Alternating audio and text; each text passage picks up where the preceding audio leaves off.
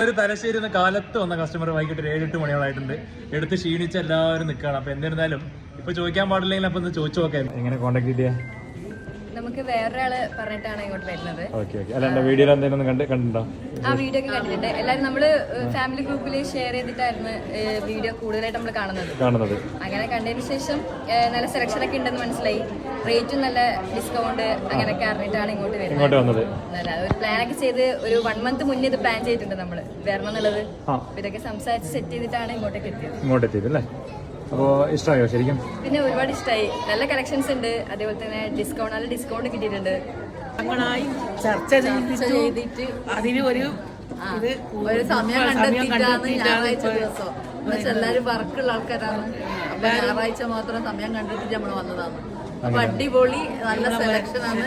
അടിപൊളി നമുക്ക് സന്തോഷമായിട്ടാണ്. ഒരുപാട് ഹാപ്പി കാണുന്ന എല്ലാവരും വരുക. ഇവിടെ വന്നിട്ട് ഇവിടുത്തെ എല്ലാ ഡ്രസ്സുകളും വന്നിട്ട് എല്ലാവരും കൊണ്ടുപോവുക. സന്തോഷം. സ്റ്റാഫ് നന്നായിട്ട് നമ്മളെ